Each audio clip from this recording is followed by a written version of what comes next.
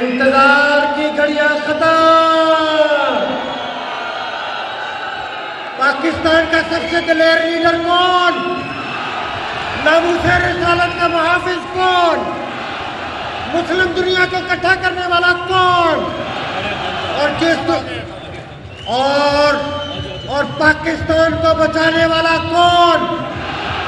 آپ کی جان میری جان تشریف لاتے ہیں عمران خان۔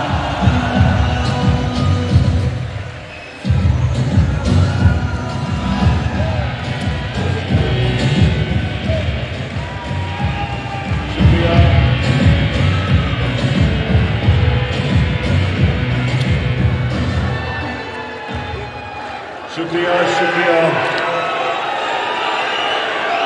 شکریہ شکریہ۔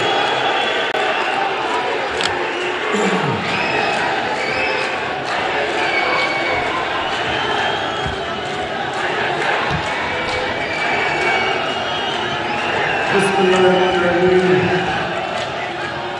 ایاک نعبد و ایاک نستعین۔ اچھا خاموشی، شکریہ شکریہ، خاموشی۔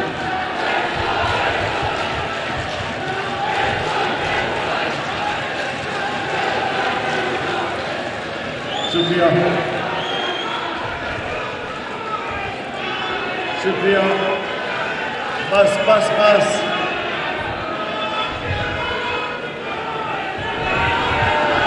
بس بس، شکریہ شکریہ۔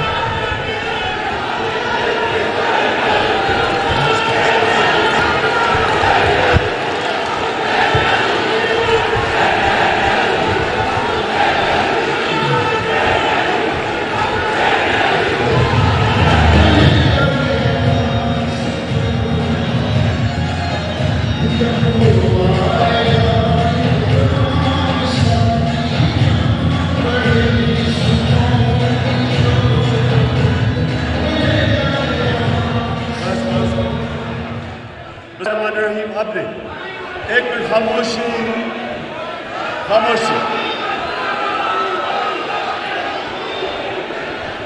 خاموشی۔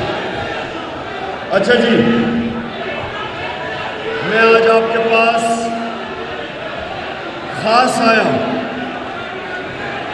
آپ کی تیاری کروانے کے لیے، اس لیے بس اب آپ نے میری بات سننی ہے، کیونکہ یہ ضروری ہے کہ آپ کو آنے والے دنوں کا میں لائے عمل دوں۔ پاکستان کے لیے یہ ایک فیصلہ کن وقت ہے، اور میرے آج جو کارکن لاہور کے جو میرے کارکن ہیں، آپ کا بہت اہم رول آنے والے دنوں میں ہے، اس لیے ضروری ہے کہ آپ میری آج بات سنیں۔ سب سے پہلے میں آپ کو مینار پاکستان کے جلسے کی مبارک دیتا ہوں۔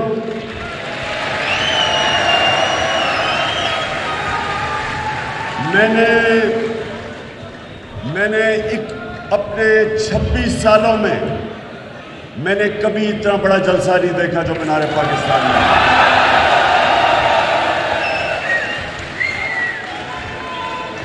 دوسری بات،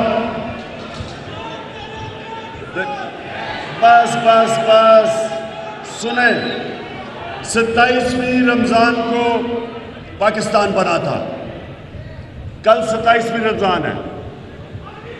27ویں رمضان کو ایک وہ ملک بر صغیر میں وہ ملک بنا تھا جس کا نعرہ تھا پاکستان کا مطلب کیا؟ تو کل ہم نے شب دعا اناؤنس کی ہے۔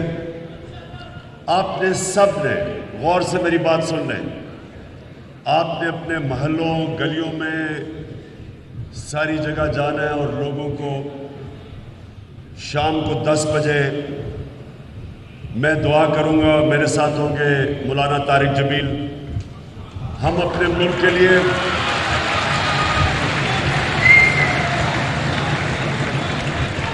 ہم اپنے ملک کی حقیقی آزادی کے لیے دعا کریں گے۔ آزادی ملی تھی 75 سال پہلے، اور حقیقی آزادی کی تحریک کی کامیابی کی دعا مولانا طارق جمیل کے ساتھ ہم کریں گے۔ کل سارے پاکستان کے اندر ہر علاقوں میں، ہر ضلع میں اپنی تنظیموں کو کہہ چکا ہوں کہ وہ سارے ٹیلی ویژن سکرینز کے ذریعے اس دعا کو 10 بجے آپ سنیں گے بھی، اور میں چاہتا ہوں سب ہم سارے پاکستان میں، اور چاہے وہ تحریک انصاف کے لوگ ہیں یا نہیں ہیں، میں پاکستانیوں کو کہہ رہا ہوں، ہم سب دعا کریں گے اپنے ملک کی حقیقی آزادی کے لیے۔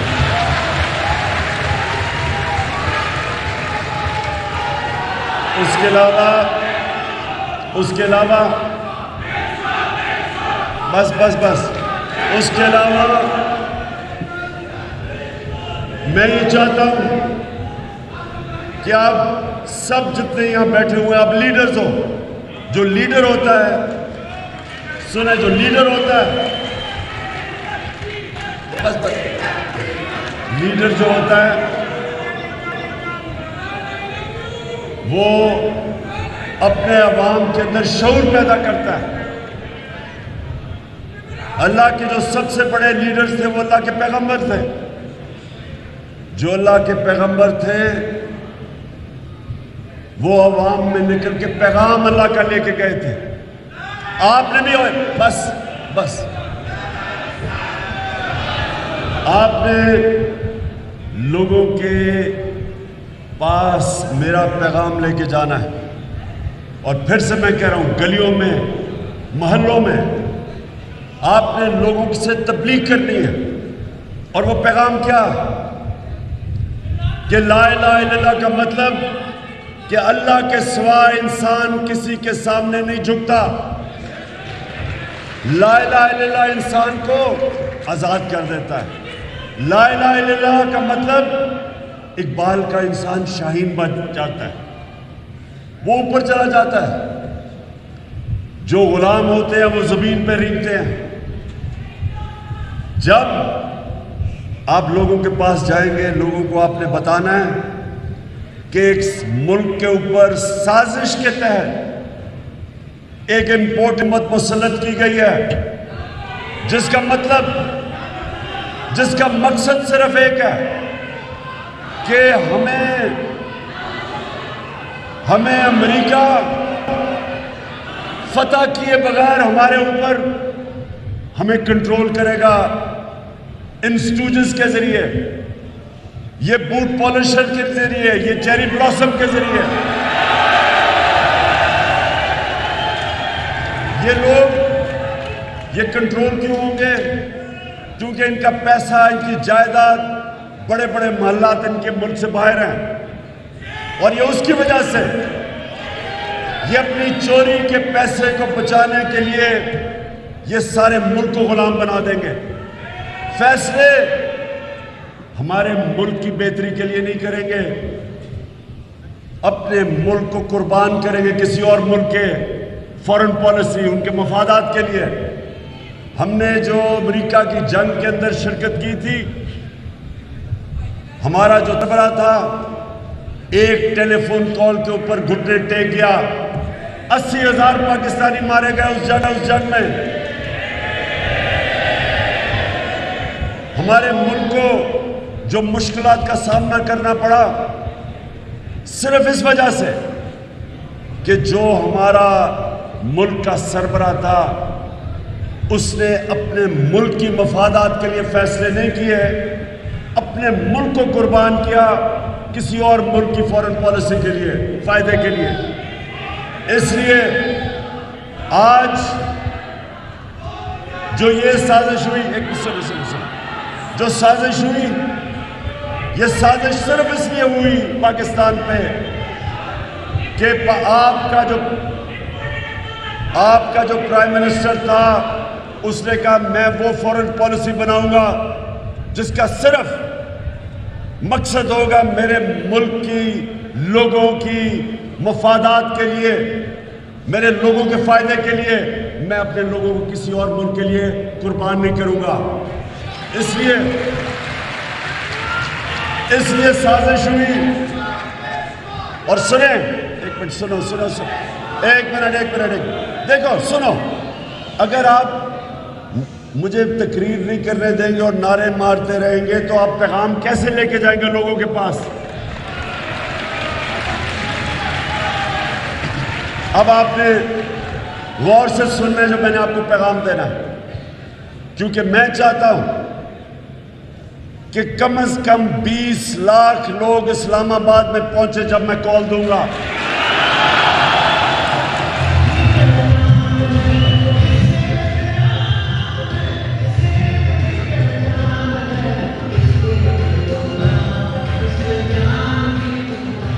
میں یہ چاہتا ہوں، سنیں آپ، سنیں، میں یہ چاہتا ہوں کہ آپ لوگوں کے اندر جا کے ہماری حقیقی آزادی کی تحریک کی تبلیغ کریں اور ان کو بتائیں کہ کیا ہوا ہے، اور وہ آپ اگر سمجھیں گے نہیں تو آپ کیسے بتائیں گے؟ تو ہوا کیا؟ ہوا یہ کہ انہوں نے باہر سازش بنائی، اس کے اندر یہاں کے میر جعفر اور میر صادق کو ساتھ ملایا، ان کے ساتھ مل کے انہوں نے پلان کیا۔ اسی طرح پلان انہوں نے ایران میں 1950 کی دہائی میں بنایا تھا، ان کا بھی ایک آزاد پرائم منسٹر آیا تھا، اس کا نام مصدق تھا، اس نے بھی فیصلہ کیا کہ ایران کا جو تیل ہے اس کا فائدہ ایران کے لوگوں کو ہونا چاہیے، امریکی اور برطانیہ کی کمپنیز کو نہیں ہونا چاہیے۔ انہوں نے اس کو ہٹانے کا، جس کو رجیم چینج کہتے ہیں، پلان بنایا۔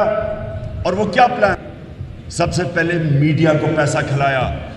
یہ اب CIA کے پیپرز ڈی کلاسیفائی ہوئے، یہ سب کو پتہ ہے۔ آپ یہ اب گوگل بھی کریں تو پڑھ سکتے ہیں اس کے اوپر۔ انہوں نے CIA نے پلان بنایا برطانیہ کی ایجنسی کے ساتھ، اور وہ پلان کیا تھا؟ پہلے میڈیا کے اندر کردار کشی کی جائے ان کے پرائم منسٹر کی، اس کے اوپر ہر قسم کے گندے الزامات لگائے جائیں، پھر اس کے اوپر کیمپین کریں کہ وہ نااہل ہے، وہ قابل نہیں ہے، پھر اس کی جو مصدق کی اپنی پارٹی کے لوگ تھے جو پارلیمنٹیرینز، ان کو رشوت دی، ان کو توڑنے کی کوشش کی، لوٹا بنانے کی کوشش کی، پھر جو اپوزیشن پارٹیز تھی پیسہ دے کے ان کو سڑکوں پہ نکالا، لانگ مارچ، اس طرح کی چیزیں کروائیں، اور پھر پوری سازش جب ہو گئی پھر مداخلت ہوئی۔ تو یہاں بھی پہلے سازش ہوئی، پہلے انہوں نے میڈیا کے اوپر پیسہ چلایا۔ آپ کو پتا ہوگا سارے میڈیا میں کیمپین چل رہی ہے، جی اس سے نااہل حکومت نہیں ہے۔ یہ حکومت کی جو پرفارمنس ہے، میرے کارکنوں، آپ جب لوگوں کے اندر جائیں گے ان کو بتائیں کہ یہ پچھلے جس طرح کا یہ ہمیں ملک ملا تھا، جس کا دیوالیہ نکالا ہوا تھا، جس کا سب سے بڑا خسارہ تھا، بیرونی ملک کا خسارہ، جس کی وجہ سے IMF کے پاس جانا پڑا، $20 ارب تھا۔ ہمیں بینکرپٹ ملک چھوڑ کے گئے، اس کو سنبھالا، اوپر سے کرونا آ گئی۔ دنیا تعریف کرتی ہے کہ وہ 3 ملک تھے جنہوں نے سب سے بہترین طریقے سے کرونا کا مقابلہ کیا، وہ پاکستان تھا۔ اس میں سے نکالا، اور تیسرے سال میں 5.6% ہماری ملک کی گروتھ ریٹ ہوئی، یعنی دولت میں اضافہ ہوا۔ اور جو خسارہ تھا، جو ہمیں یہ تاریخی خسارہ چھوڑ کے گئے تھے، 11 سال میں پاکستان کا سب سے خسارہ، ہمارے کم خسارہ سب سے کم خسارہ ہمارے تیسرے سال میں تھا 11 سالوں میں.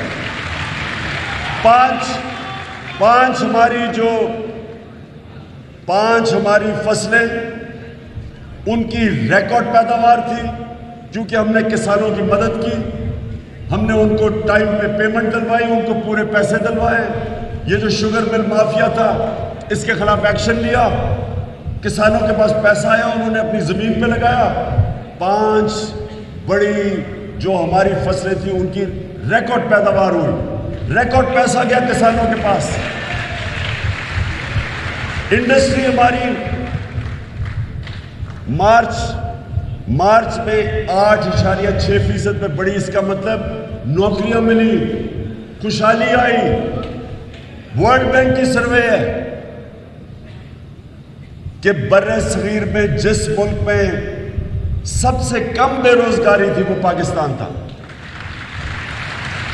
پھر اس کے باوجود میڈیا پہ پوری کیمپین چلائی گئی کہ حکومت فیل ہو گئی, حکومت نااہل ہے. اس کے باوجود کہ وہی IMF کہہ رہا ہے کہ پاکستان سسٹینیبل گروتھ پہ نکل گیا, ورلڈ بینک تعریفیں کر رہا ہے, یا ہماری اپوزیشن کہتی فیل ہو گئی.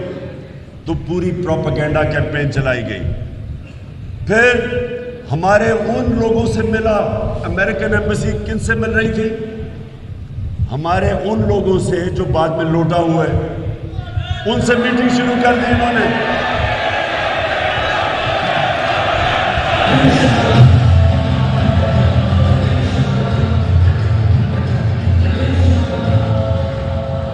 ان سے اس کی یہ سنیں, کبھی سنا ہے ایمبیسی میں؟ ایک منٹ سنیں.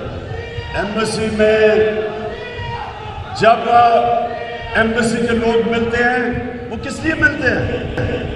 وہ ملتے ہیں اوہو بس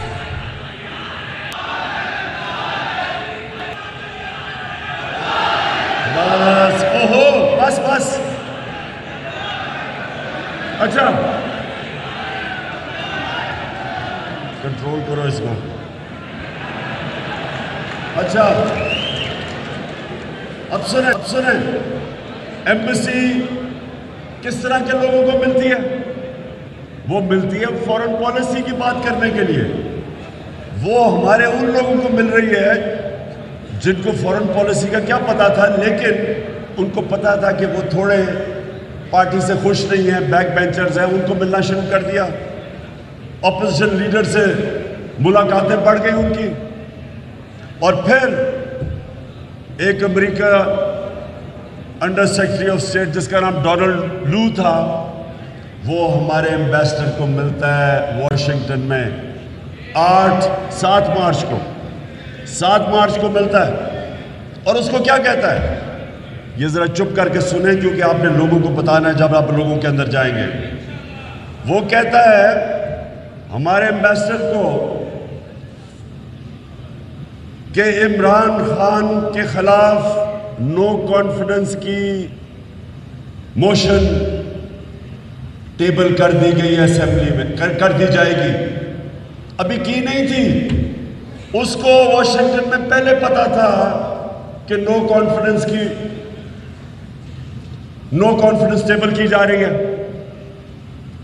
اور پھر کہتا کہ اگر یہ نو کانفیڈنس عمران خان کے خلاف کامیاب نہ ہوئی, یعنی یہ پرائم منسٹر رہ گیا, تو پاکستان کو بڑی مشکلات کا سامنا کرنا پڑے گا.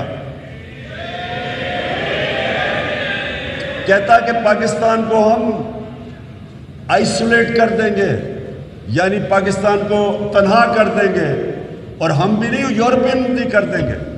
اس کو دھمکی دیتا ہے. اور لیکن کہتا کہ اگر عمران خان کو نو کانفیڈنس سے ہٹا دیا گیا تو پاکستان کو معاف کر دیں گے. اب یہ ذرا سنیں. پہلے تو جو ہمارے مخالف تھے, یہ اپوزیشن پارٹیز, ان ساروں نے کہا جی یہ جھوٹ ہے. جو مراسلہ ہمارے پاس آیا تھا, جو سائفر آیا تھا, انہوں نے کہا یہ فراڈ ہے. میں نے جب بتایا کہ یہ پہلے سے تیاری ہوئی تھی، جیسے ہی وہ یہ میٹنگ ہوتی ہے اگلے دن ٹیبل کر دیتے ہیں نو کانفیڈنس، اور ایک دم ہمارے لوگ جانا شروع ہو جاتے ہیں، اور جو اتحادی ہیں وہ بھی جانا شروع ہو جاتے ہیں۔ اس کو کہتے ہیں سازش۔ پہلے سازش ہوتی ہے، پوری تیاری ہوتی ہے، اور پھر مداخلت ہوتی ہے، یعنی کہ نو کانفیڈنس کے ذریعے ایک 22 کروڑ ملک کے پرائم منسٹر کو ہٹایا جاتا ہے۔ یہ میں آپ کو اس لیے کہہ رہا ہوں کیونکہ جب آپ لوگوں کے اندر جائیں گے آپ نے ایک بات بتانی ہے لوگوں کو کہ اگر یہ کامیاب ہو جاتے ہیں، یہ جو پتلے بٹھائے ہوئے اوپر، یہ جو چیری بلاسم بوٹ پالش اوپر بٹھا دیا ہمارے اوپر، یہ جو میر جعفر کو اوپر بٹھا دیا ہے۔ میر جعفر وہ آدمی تھا جس نے بنگال میں انگریزوں کے ساتھ مل کے سراج الدولہ جو مسلمان وہاں کا گورنر تھا اس کے خلاف سازش کر کے بنگال کو انگریزوں کا غلام بنا دیا ذاتی مفادات کے لیے۔ یہ بھی وہی میر جعفر ہے NRO 2 کے لیے، کیونکہ اب اس کو NRO مل جائے گا، چوری ساری اس کی اور اس کے سارے ٹبر کی چوری معاف ہو جائے گی، اس کے لیے یہ پاکستان کو غلام بنائے گا۔ اس لیے آپ نے لوگوں کے پاس جانا ہے اور یہ بھی بتانا ہے کہ اگر یہ کامیاب ہو جاتا ہے، کبھی کوئی پاکستان کا پرائم منسٹر آگے سے کسی بیرونی طاقت کے خلاف جو دھمکی ملے گی وہ کھڑا نہیں ہوگا، وہ بھی گھٹنے ٹیک دے گا اپنی کرسی بچانے کے لیے۔ یہ ملک کی حقیقی کی آزادی کی جنگ ہے، اور آپ نے گلی گلی لوگوں کو بتانا ہے کہ یہ کامیاب ہو گیا، آگے سے یہ ملک ہمیشہ غلامی کرے گا، کیونکہ یہ سارے چوروں کے جو خاندان ہیں وہ سارے غلامی کریں گے، کیونکہ ان کے اربوں ڈالر باہر پڑے ہوئے ہیں۔ یہ کبھی بھی سٹینڈ نہیں لیں گے، یہ اپنے ملک کے لیے کبھی کھڑے نہیں ہوں گے۔ اور دوسری چیز دوسری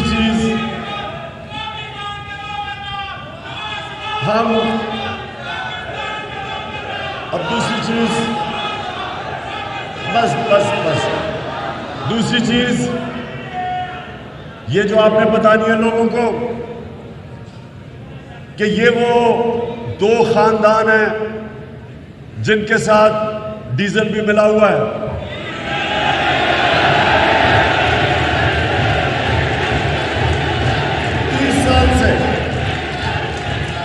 30 سال سے یہ ملک کے حکمرانی کرتے رہے، ان کے اوپر جو کرپشن کے کیسز ہیں ان کے دور کے بنے ہوئے ہیں۔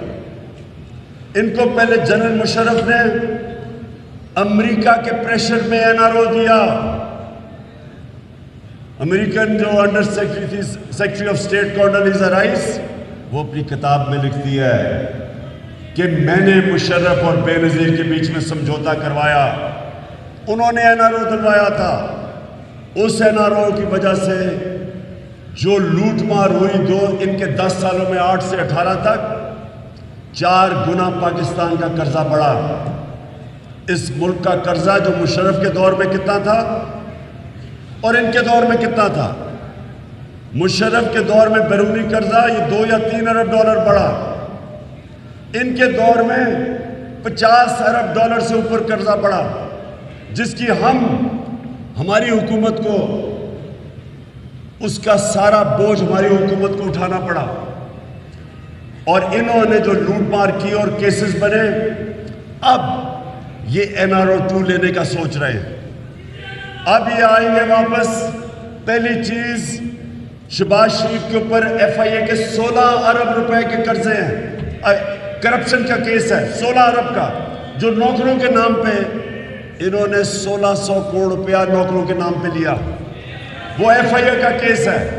آتے ساتھ ہی ساری FIA کے لوگوں کو اس نے ٹرانسفر کیا، اب اپنا وہ کیس ختم کروائے گا۔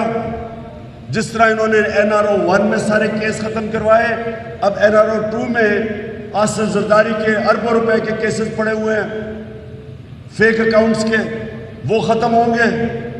ان کے سارے نیچے وزیروں کے اوپر کیسز وہ ختم ہوں گے۔ یہ صفائی سلیٹ صاف کر کے پھر سے لوٹ مار شروع کریں گے. اور اس میں کیا ہوگا؟ یہ جب NRO2 لیں گے تو پاکستان کے سارا انصاف کے نظام کی قبر کھودی جائے گی، وہ دفن ہو جائے گا. کوئی FIA کا آدمی آگے سے کسی طاقتور کے خلاف کیس کرنے سے ڈرے گا، کیونکہ ان کے اوپر اب انتقامی کارروائی کی جائے گی. اور اس کے علاوہ جو ہماری نیب ہوگی، جو ہماری عدالتیں ہوں گی، وہ پھر صرف چھوٹے چھوٹے چوروں کو پکڑیں گے. طاقتور ڈاکوؤں کو ہمارے انصاف کا نظام نہیں پکڑ سکے گا. نبی صلی اللہ علیہ وسلم نے یہ نوجوانوں یہ تبلیغ یہ بھی کر لی آپ نے. انہوں نے آج سے تقریباً 1500 سال پہلے کہہ دیا تھا کہ جو قوم صرف چھوٹے چوروں کو جیل میں ڈالتی ہے اور بڑے ڈاکوؤں کو نہیں پکڑ سکتی، وہ تباہ ہو جاتی ہے. اور آج ہر غریب ملک میں دیکھ لیں، جس ملک میں غربت ہے اس میں ایک ہی چیز ہوگی کہ وہ بھی صرف چھوٹے چوروں کو جیل میں ڈالتے ہیں اور بڑے ڈاکوؤں کو نہیں پکڑ سکتے. یہ ہونے والا ہے. یہ دوسری چیز آپ نے اپنے لوگوں کو بتانی ہے. اور تیسری چیز، جو چیف الیکشن کمشنر ہے، یہ جو راجہ سلطان ہے، یہ نون لیگ کا ایک ایجنٹ ہے. ہم اس کو کبھی تسلیم نہیں کرتے.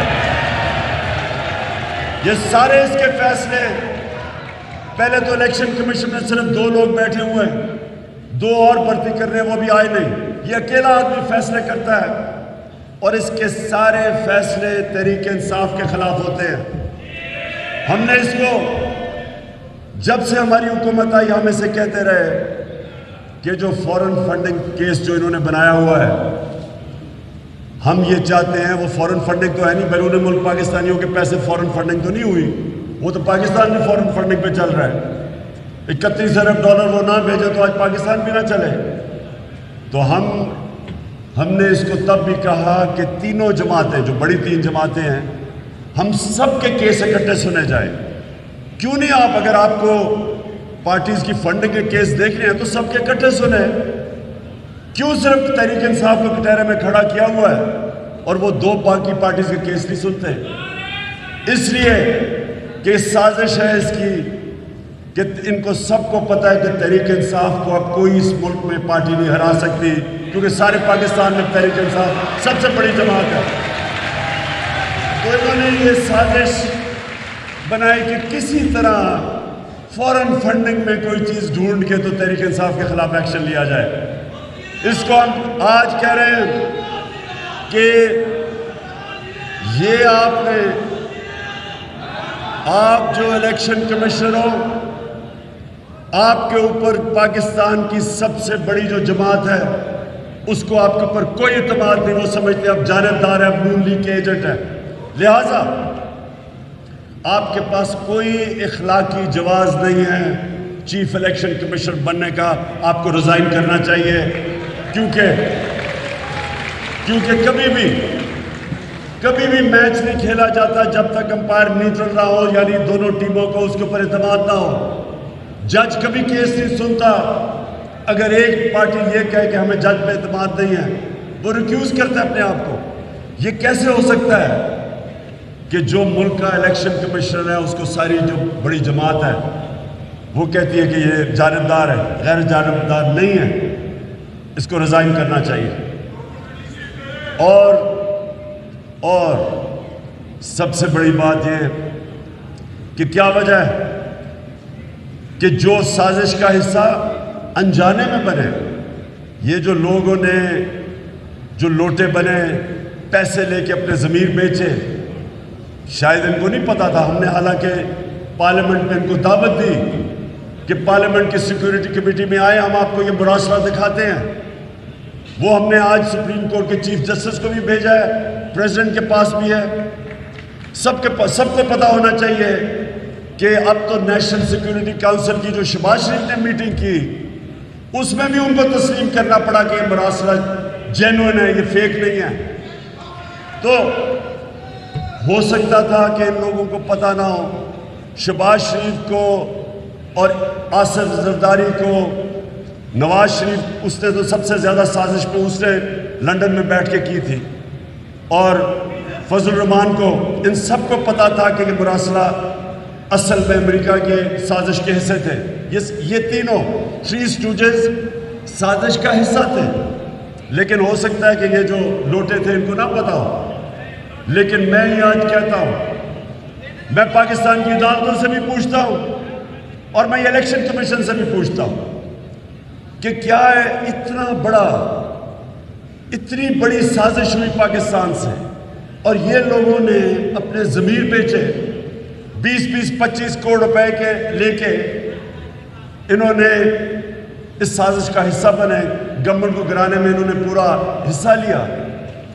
تو کیا پاکستان کا انصاف کا نظام کوئی ان کے اوپر سٹیپ نہیں لے گا؟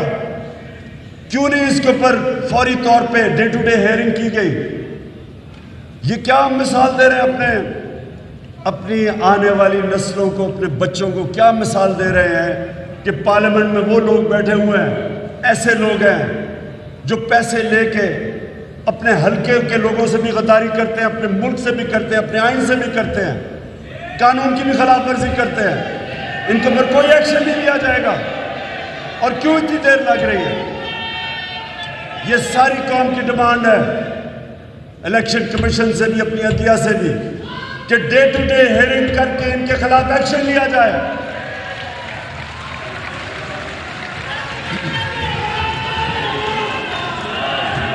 اور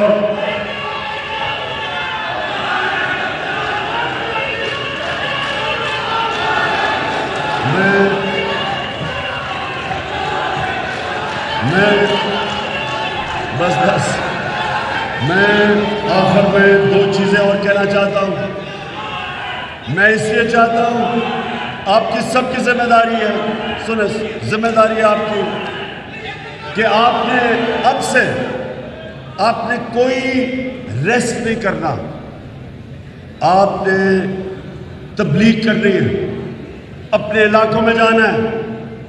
پھر سے میں کہتا ہوں، لوگوں کو آپ نے بیدار کرنا ہے، شعور دینا ہے کہ پاکستان اس فیصلہ کن وقت پہ کھڑا ہے، سب نے اس تحریک میں شرکت کرنی ہے، یہ شرکت ہے پاکستان کے مستقبل کی۔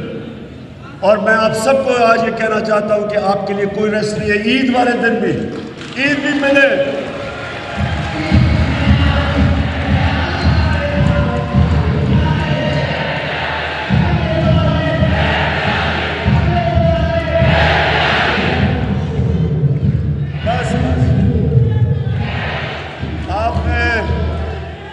آپ جب عید ملے، جب نماز کے بعد عید ملے تو کان میں کہیں حقیقی آزادی کی جنگ لڑنی ہے ہم نے سب کو۔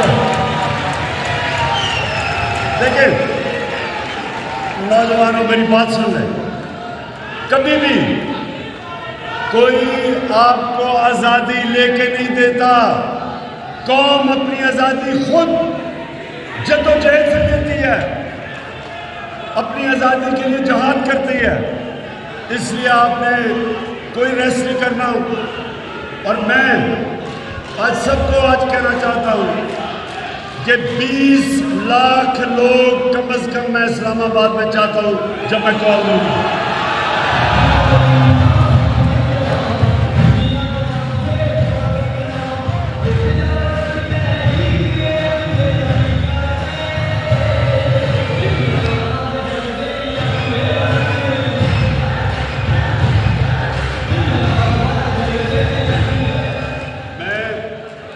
انشاءاللہ ہر شہر جاؤں گا، پاکستان ہر شہر میں جاؤں گا، اپنے لوگوں کو تیار کروں گا اسلام آباد کے لیے۔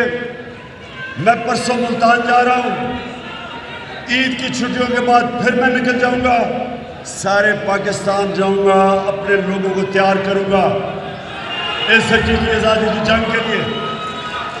اور میں آخر میں آج اپنی میڈیا کے لوگوں سے پوچھنا چاہتا ہوں، اپنے لبرل جو کہ میڈیا کی آزادی کی بات کرتے ہیں ان سے پوچھنا چاہتا ہوں کہ کیا ہمارے زمانے میں کبھی اس طرح کا میڈیا بلیک آؤٹ ہوا جو آج تحریک انصاف سے ہو رہا ہے؟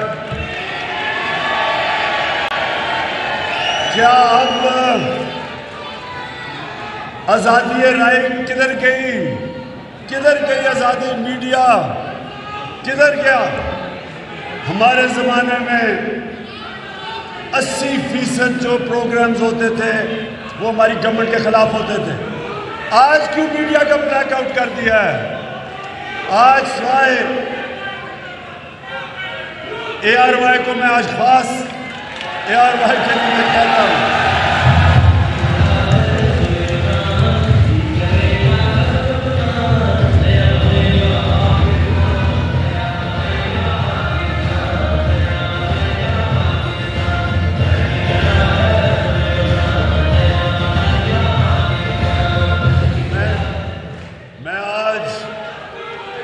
میں آج ARY کو خراج تحسین پیش کرتا ہوں کہ ڈٹ کے کھڑا ہے ARY.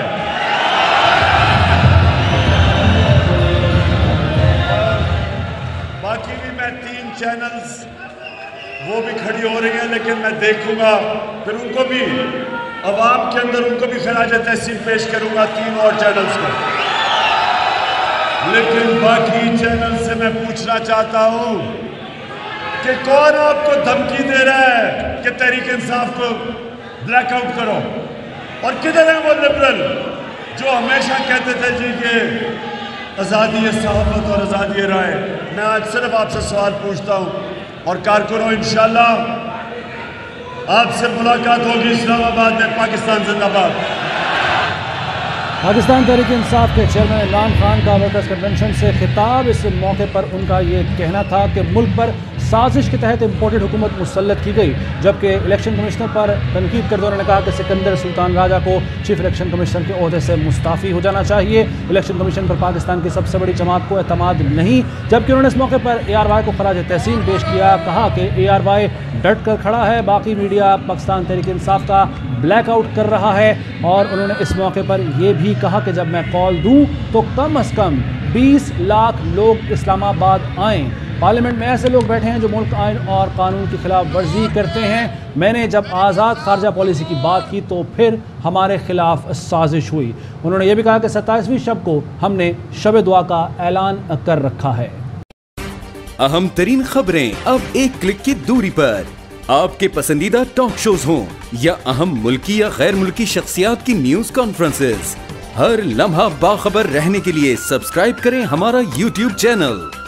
موسم کی صورتحال ہو یا کھیل کے میدان سے خبریں، اپنے موبائل فون سے ملکی اور بین الاقوامی اہم خبروں تک رسائی کے لیے ڈاؤن لوڈ کیجیے موبائل ایپ. باوثوق ذرائع سے مصدقہ خبروں، تجزیوں اور تبصروں سے مستفید ہونے کے لیے وزٹ کیجیے پاکستان کی سب سے بڑی نیوز ویب سائٹ www.arYnews.tv. ان سب کے علاوہ پاکستان کا سب سے بڑا فیس بک پیج ہو، سب سے بڑا نیوز انسٹاگرام اکاؤنٹ یا پھر ٹویٹر، ARY نیوز پہنچا رہا ہے خبریں سب سے پہلے آپ تک، تاکہ آپ رہیں ہر لمحہ باخبر.